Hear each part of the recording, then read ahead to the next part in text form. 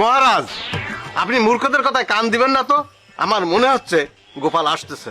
গোপাল আইতে আছে, এটা তুমি কেমনে জানলা রাজ পণ্ডিত? মহারাজ, আমি কি, আমি পণ্ডিত? আমি যদি জ্ঞানী না হতাম, আমি যদি গাদাই হতাম, তাহলে তো আমি এই রাজ্যের রাজাই হতাম। হ্যাঁ, এটা তুমি ঠিক কথা কইছো।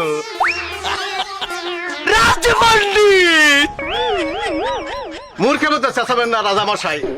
আমি তো টের পাচ্ছি গোপাল আসতেছে। ওই যে পা ঘুষে ঘুষে খড়ং পায়ে দিয়ে আসতেছে, আমি তো টের পাচ্ছি।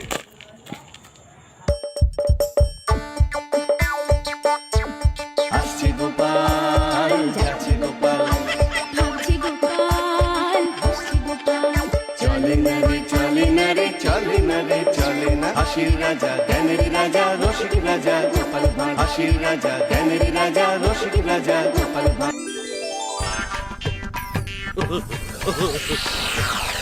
হালার পর হালায় আইছে। গোপাল রোজ রোজ তুমি এই রাজসভায় দেরি করিয়াও, কিচ্ছু কই না। তার আজ কেন দেরি হয়েছে হেঁটে কও। শোনেন মহারাজ, আমার বুদ্ধির কাহিনী। আমার বুদ্ধির বারে এখন অনেক কিছু অনেক জায়গায় হইয়া যায়। কালকে রাইতে ঘুমাইছি, ঘুমের ঘরে স্বপ্নে দেখি আমি ছোট করে গেছি ছোটটা করতে। ছোট করে গেছি করছি, কিন্তু বেন্যাকালে ঘুম তুইতে দিয়ে ওটা বিছনা হইয়া গেছে।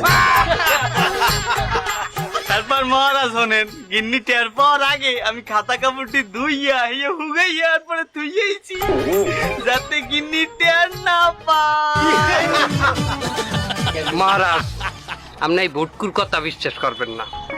ওই মিথ্যা সিটটা বানাইছে না এই কথা কয়। মহারাজ, আপনি আমার কথা বাদ দেন।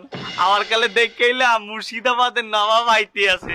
এর যে রাগ, এই রাস্তায় যে আরে ভাই আরে একটু কিল দেয়। ও মন্ত্রী, এই নবাব আমার এই সময় এই কৃষ্ণনগরে কেন? এটা আমি কি করি কম, এটা আপনার গোপাল আব্বার জিজ্ঞেন।